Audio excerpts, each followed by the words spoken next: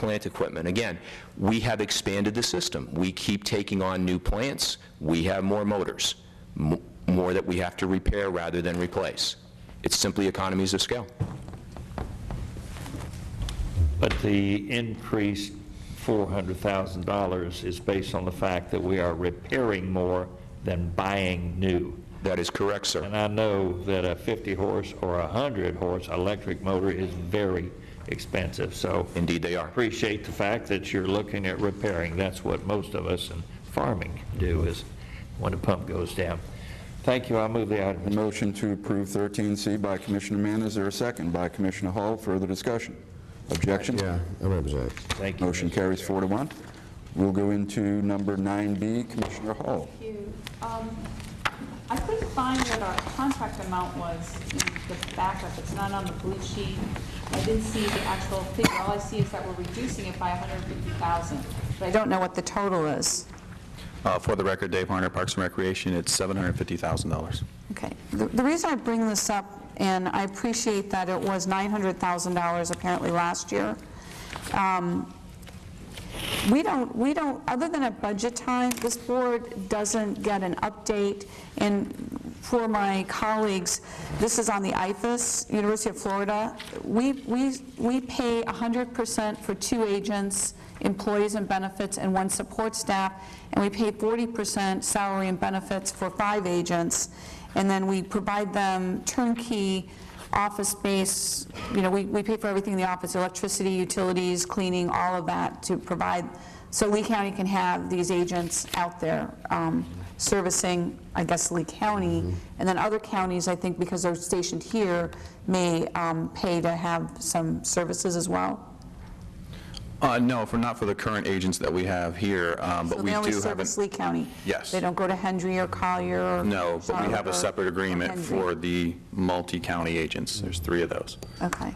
So again, I was curious why we didn't put the funding mechanism on there, but more importantly, it'd be nice at the end of the year, like when you're asking for us to renew this, to kind of give us a breakdown of what occurred.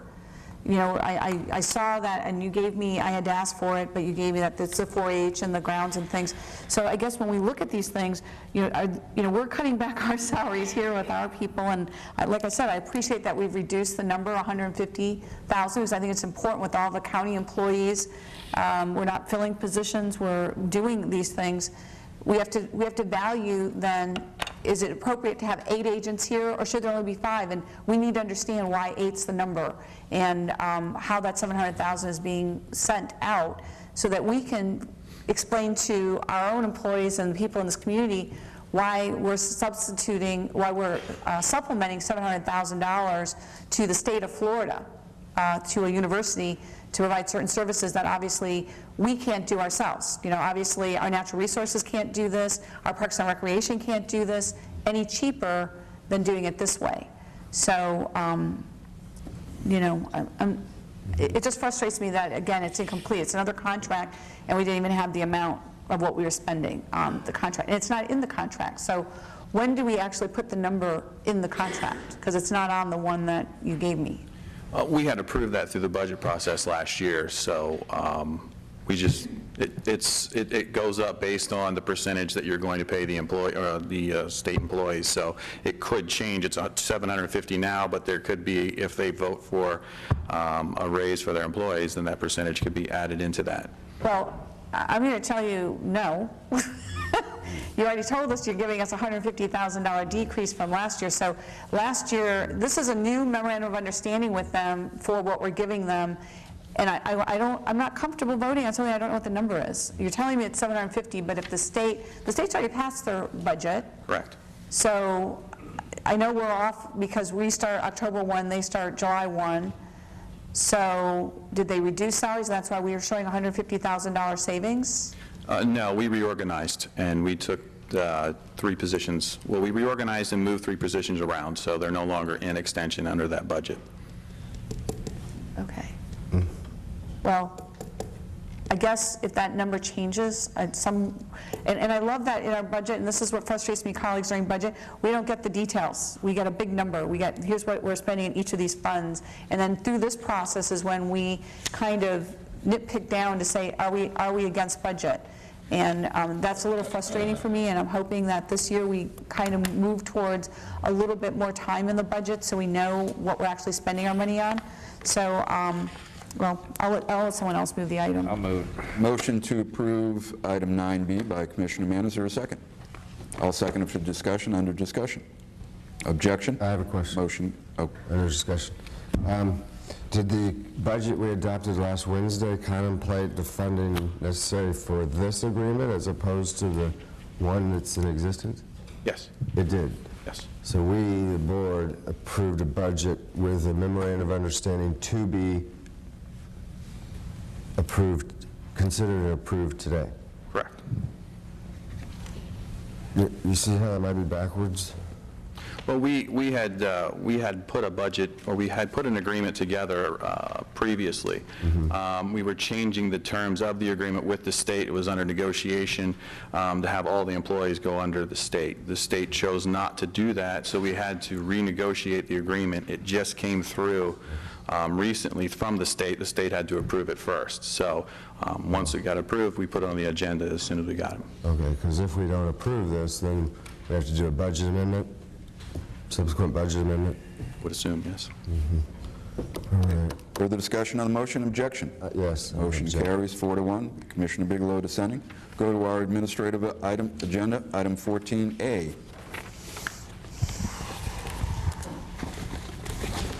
Mr. Chairman, I'd be happy to join you.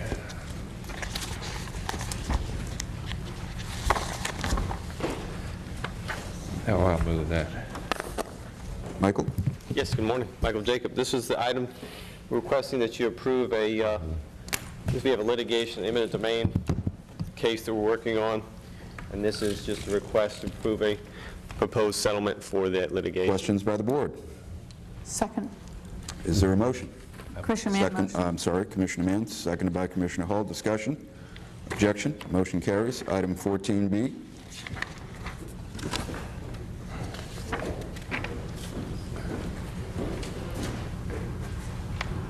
Morning. John?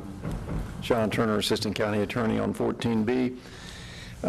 This is a settlement in a combination with a previous settlement that we had with the owner of the real estate, and the settlement this morning deals with the owner and operator of the business that was located as a tenant. That's the settlement amount. Questions by the board? Is there a motion? Yes. Motion to approve this item by Commissioner Mann. Is there a second?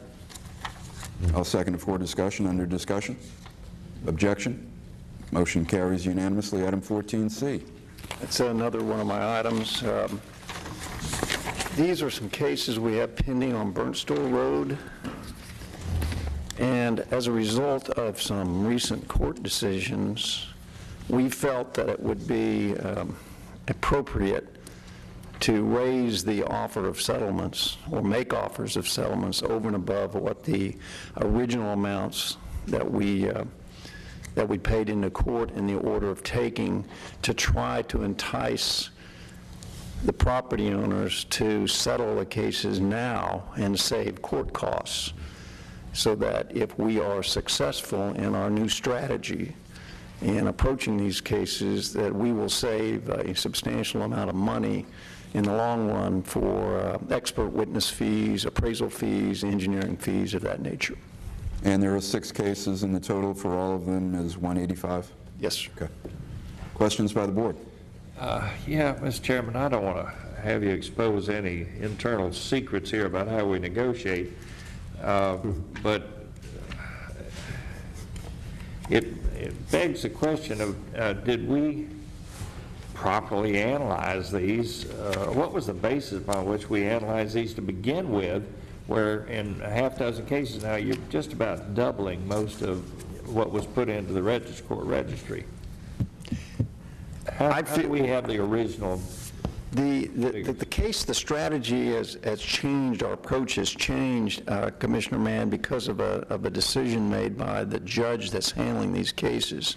as to when the values of the properties are going to be examined and what those dates are. The original date that we had and the original date imposed by the court, I believe that our original amounts of our offers were accurate. And a subsequent decision by that judge, though, has moved that date to a different time. Like backward before the Backwards, recession? yes, sir. And I don't want to... Question. Thank you, Mr. Chairman. That's all I needed. Yes, and so, thank you. Let's hear him. Okay, further discussion on the motion, Commissioner Bigelow. I wanted to hear him finish there. It sounds like, I'd rather not Oh, okay. give this detail. well, because I'm trying to figure out. I'd be glad to confer with you individually, Yeah. or if we want to take an executive session, we can, but there are some things we're doing now that I'd rather not get into in a public Right. meeting. Well, I mean, I've always seen it increase as a result of it going to court. It's just, and maybe we're using his historical, conclusions in cases that don't ever work out for our advantage. Okay, further discussion on the Commissioner motion. McGuire wants to add something. Excuse me. Commissioners, I just wanted to mention that on this particular project, County Lands has acquired 86 properties. So we've got 6 here that the county attorney's office is working through, but keep in mind that 86 were acquired voluntarily without having to go to court. Could I ask a question along those lines, though? What percentage of the total that we need to start this project have we acquired? That I don't know the percentage, but it would be approximately 86 that we acquired so far, and I think there's probably a total of 12 the county attorney's office has. I'm just trying to get a gauge for when we might start that project, or The acquisition is winding up. Now we're into the litigation end of it, or the pending settlements with the county attorney's office handling those. Okay, further discussion on the motion. Objection? Motion carries unanimously. We'll go into our public hearings. We have 2 public hearings this morning. Consider adoption of an ordinance amending Lee County Ordinance 0419 as amended. Cremation fee. Morning, Mr. Chairman, Commissioners. Jack Peterson, Assistant County Attorney. We're here for public hearing in regards to what you just mentioned, changing the Lee County cremation fee ordinance. I've reviewed the affidavit of publication, find it legally sufficient, and the public hearing can proceed at your discretion. Questions by the board? Seeing none, is there any public to be heard on this issue? We'll go back to the board for a motion. Move the item, Mr. Chairman. Motion to approve this item by Commissioner Judah. Is there a second? Yes. Seconded by Commissioner Mann. Discussion. yeah, I'd just like to point out that there are 2 items here. Motion, On the first. 2 requests, I think. Motion to adopt an act and ordinance, and motion to adopt a resolution amending the county administrator. Take it all at the same time, one motion? Well, I'd rather do, yeah, okay. Sorry. Further discussion on the motion? Objection? Motion carries unanimously. The second public hearing. Did the clerk get that? We did both, okay. Repealing Lee County Ordinance 0018. Andrea. Good morning, members of the board. For the record, Andrea Fraser. I have your second public hearing. It's a notice to, actually, a motion or an intent to enact a county ordinance, which was put in the paper on September 17th, 2012. I found it legally sufficient in form and content to proceed with the public hearing and providing it to the clerk at this time for incorporation into the minutes. Questions by the board? Yes.